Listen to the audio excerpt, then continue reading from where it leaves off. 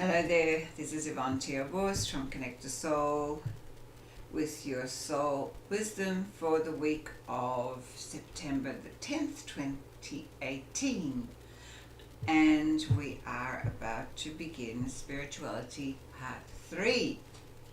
I don't know how many parts there are. I think there are 2 more. So, stay with me. So, Part 1 was about the awakening. The sudden realization there must be more to life than this. And part 2, last week's, was all about self-discovery and going within and paying attention to the most important asset that you have, and that is you, this being.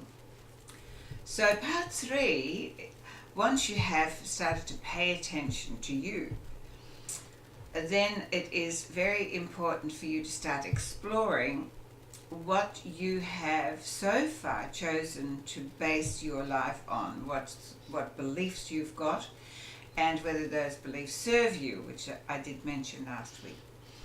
And so whatever your beliefs are, they create the thoughts that you are randomly thinking every day. And I have done a video on this before, with the understanding that we think about 60 to 65,000 thoughts a day, and 95 or 99.5% of those are random without you knowing about them or paying any attention.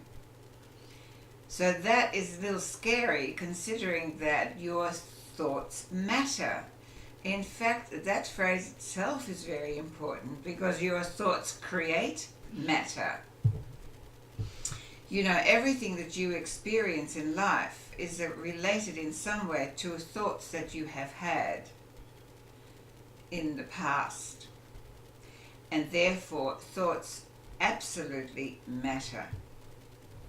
So this part 3 is about exploring and examining what you think about all day long.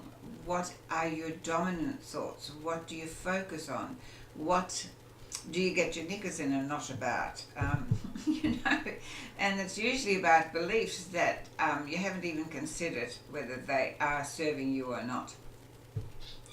So I believe that the most important thing about self-discovery is to examine how you are using your mind. How or is your mind using you? How are you thinking? Are your thoughts focused only on the material world? Are your thoughts full of worry, full of fear? Are your thoughts full of unfulfilled wishes? Are your thoughts occupied with what the media has just told you? Do you spend every morning with your head in the newspaper and then spend the rest of the day using that as your conversation piece? And while you're doing that, what's happening to you and what's happening to your life? It's fascinating to me what people talk about. I actually like going to a cafe and just sitting quietly and listening to conversations around me. I'm a bit of an eavesdropper. And it fascinates me what people actually talk about to each other. And I can honestly tell you that very little is about what matters to them personally.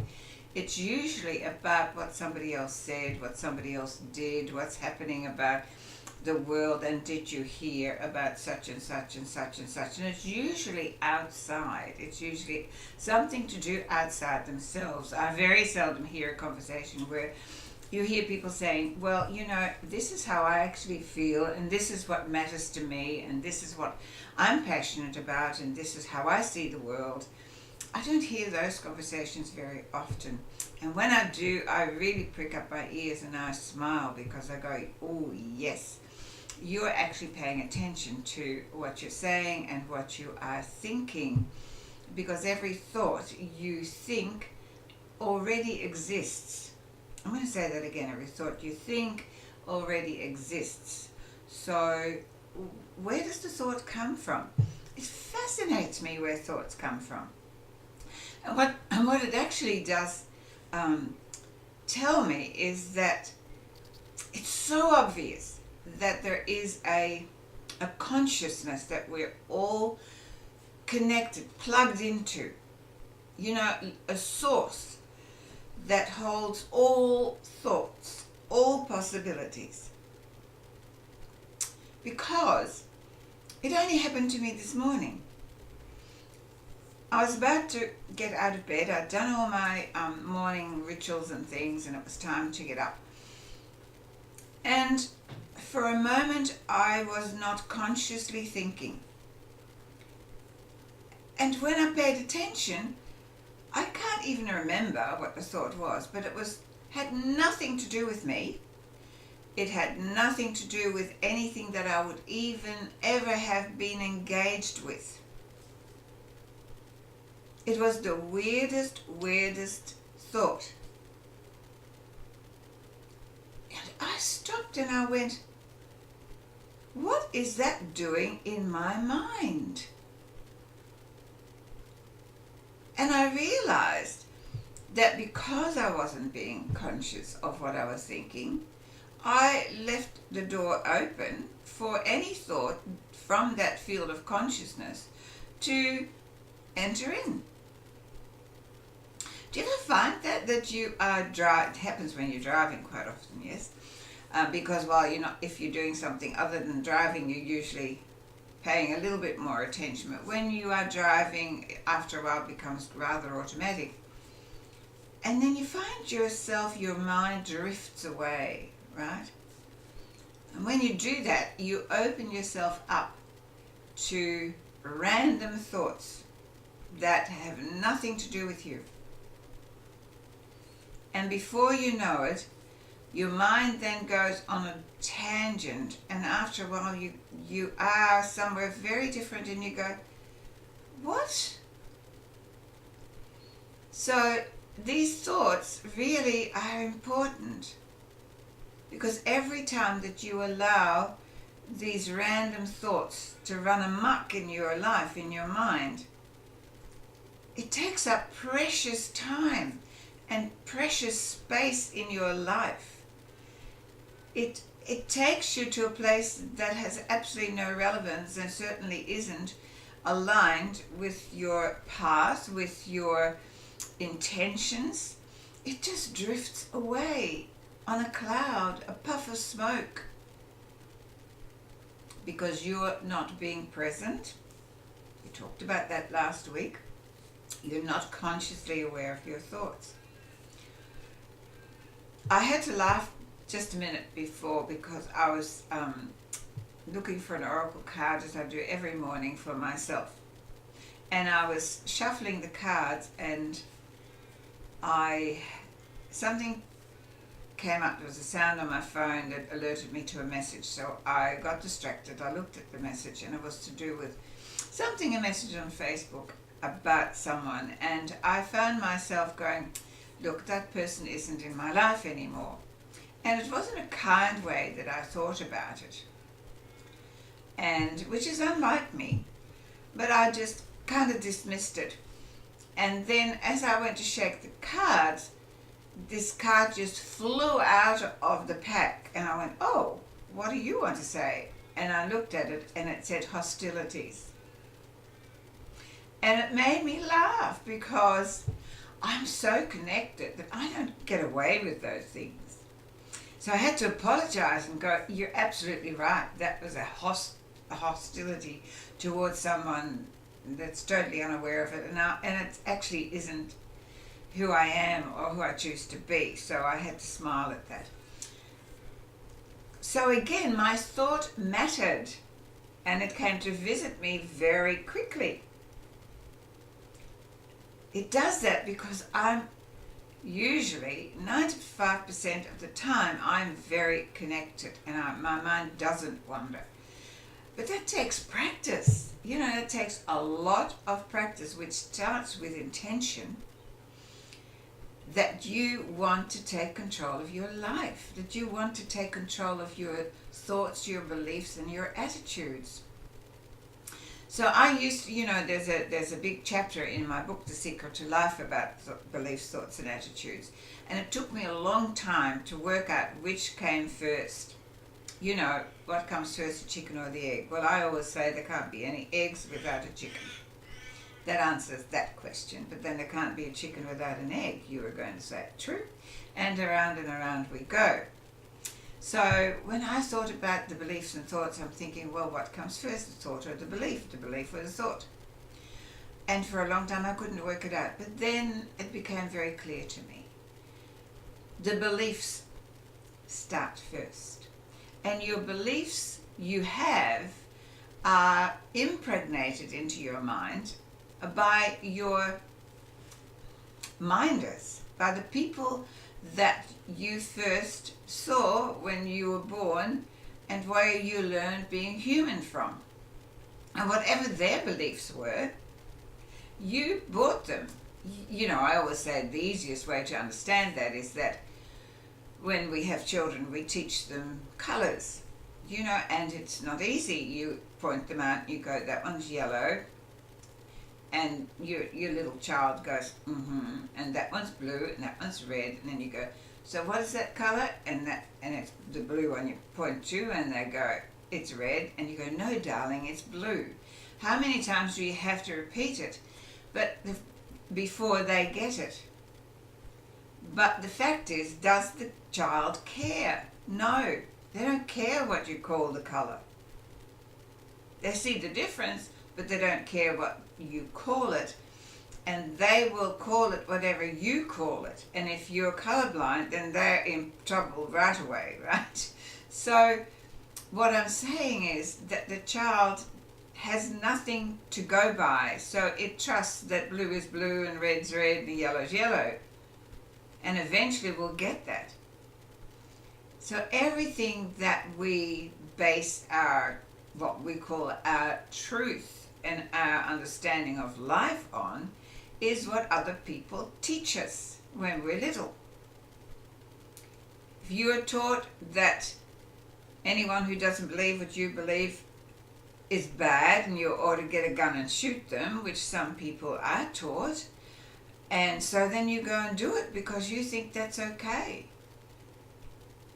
So when we look at these people that have that belief and we get upset because it's not what we believe in.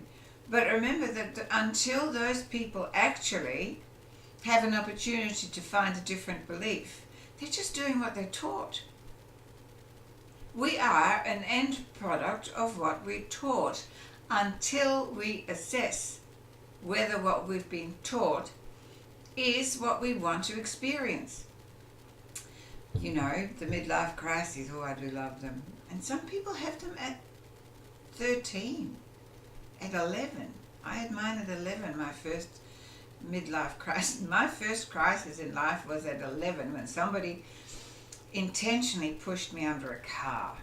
And I realized up until that moment I had been a total victim. Well, with good reason. I was terrified of life. I went from one war into another war, and all I saw outside of me is violence. And so I was frightened, and that left me open to being abused. And in that moment, I made up my mind I was going to fight back. So we have crises in our life to bring us back on track. That lovely path that that we talk about. We go from we have a target, we go this way, and then we get to a place where we suddenly hit a wall, and then we go, oop, we're off target, we've got to go that way, and then we go to an extreme, and again we've got to, it is how missiles operate, it's how we operate. Nothing is a straight line. We go there, we go in that direction until we can go no further, and then we have to change direction. And so that's how we live our life until we actually take charge of our mind and we decide who we choose to be. We decide what we want to believe in. We decide what we want to think. So we have a belief. The belief creates thoughts. And those thoughts will just attract other thoughts from the collective consciousness. The minute that it's like me having a slightly unkind thought towards somebody, and bingo, hostility pops out of my deck of cards, which just shows how connected we are to the all that is. So the field of consciousness is a field of thought.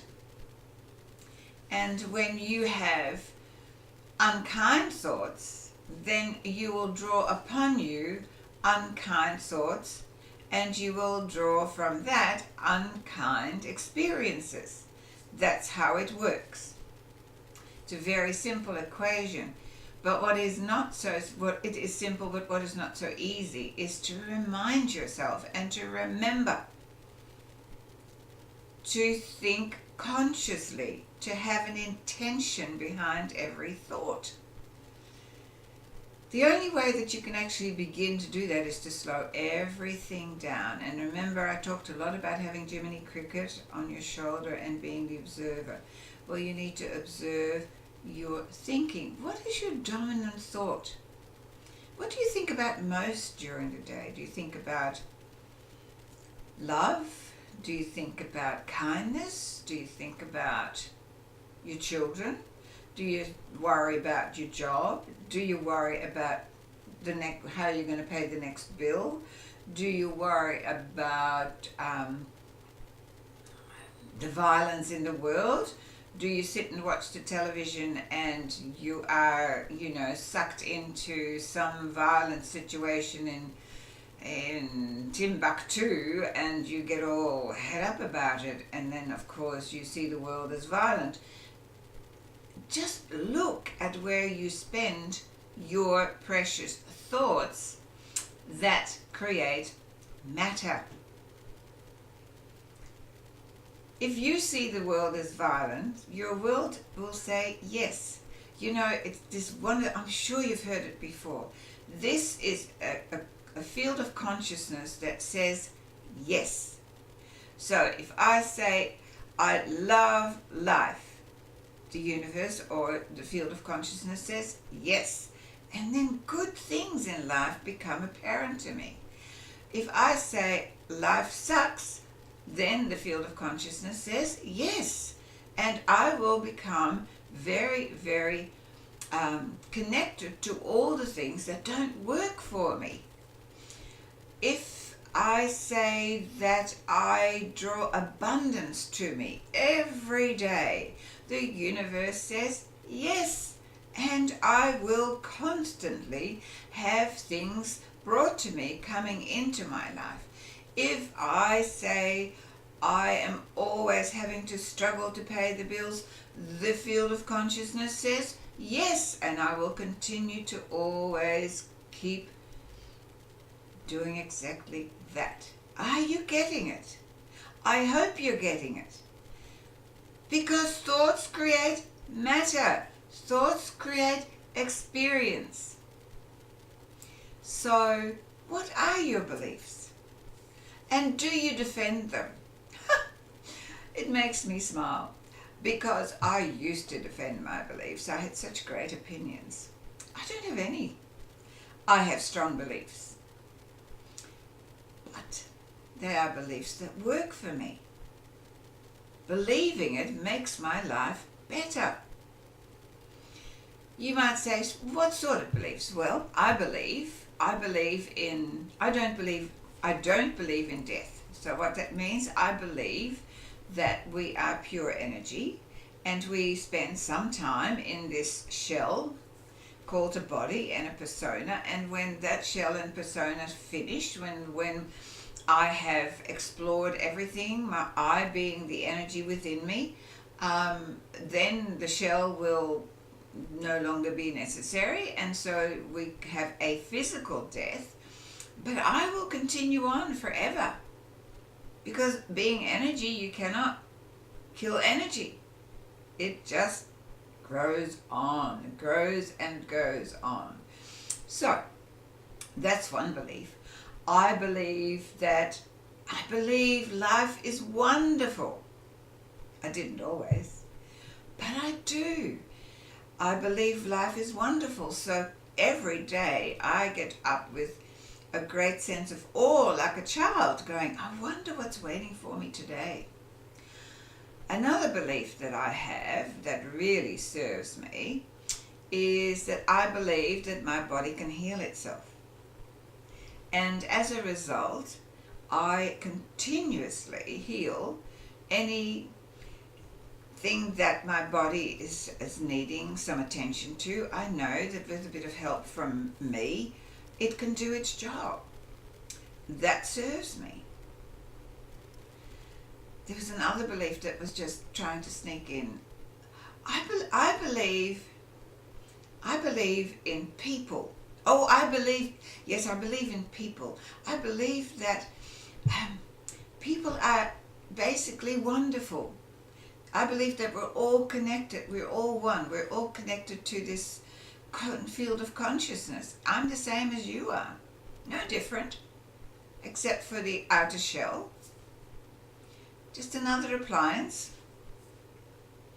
But a big one that I believe in, which is completely different to what I was like up until I was 11 years old and beyond, I believe I'm always safe. Now, I don't believe that safety depends on anybody or anything outside of me. I believe I'm safe because I believe I'm safe. Because I believe that what I believe in creates my reality and my experience. So while I keep believing I'm always safe, I know I'll always be safe. But if I had the slightest doubt, I'd know I'd better watch out. Oh, that kind of rhymed. I hope that sort of rings bells with you, because safety is a very big thing. Safety and security. I have chosen to believe, and this was not easy for me because I struggled for a long time financially. I struggled, putting my children through school. I struggled because I always had an intention that I wouldn't go below a certain standard of living, and so I didn't want my children to have to go below that. So education for them was important, and where they went to school was important. And so yes, that was not easy. So for a long time, because my beliefs had not really aligned, I struggled. But today I have changed that belief, and my belief today is that I am always secure, I'm always safe, I'm always provided for. I live in an abundant world and an abundant universe that is my supply. And because I am the creator of my reality, why would I create anything less but abundance? Now, I believe that, but it took me a long time to remove the little niggling doubts that would come up when other people would influence that belief with, yes, but you don't have a lot of money in the bank, and you don't have that, and mind you, I have more than I know what to do with. So on every day, do I have plenty to eat? Yes. Do I have a beautiful home to live in? Yes. Do I have a wonderful family? Yes. Do I have a beautiful car that takes me where I want to go? Yes. Do I have plenty of clothes to wear? More than enough. So, there is absolutely nothing that I need for my well-being that I can't access. So security is not an issue. I'm always provided for because I believe I'm always provided for these days. It takes work to get yourself, disentangled from the old fears that are impregnated into us every day. You turn on any kind of media and it tells you that you need to go and secure your house with special things and have 100 locks on your door, and you've got to be aware of people wanting to invade your space or what. I don't know. I remember I had this beautiful friend, and we have lunch at least once a week, if not sometimes twice a week, and we were having a lovely meal up in a shopping centre, and we overheard one of the waiters say to another waiter, "Oh, this place sucks. I hate it." You know, I mean, really, this is the place where old ladies are continuously being robbed and losing their handbags. And my girlfriend and I looked at each other, and we had lived in this place. I've lived here for 40 years, and I'm like 42 in fact. And I've never had my handbag touched. I've never seen old ladies robbed. And and she said, "Well, that is an interesting reality to be living in." And I went, "I know. Goodness, we'd better be careful because we're starting to be elderly now, and we'd better hang on to our handbags." And then we laughed and we said, maybe what's much better is that we'd better not go into that reality and leave him to it. Because I don't see it. It doesn't happen to me. It doesn't happen with me because energetically I am absolutely not aligned with it. And remember, I'm the creator of my reality. Therefore, I am not a subject to that. I'm not a victim to that. And that is why I'm safe. I'm always safe. Nowhere where that doesn't mean that I will put myself in danger unnecessarily. I'm not stupid. I can see it if it's there. If I'm not going to jump under a bus or, leap down a ravine, that's not what I'm talking about. I'm talking about feeling safe and secure in everyday living, wherever I go. Always safe, always feel protected. Wow. So that is what I want to talk about, your thoughts and your beliefs. That's part 3. Examine them. Look at whether a belief is actually one that you chose to have, or did someone just tell you to believe it and you just went along with it?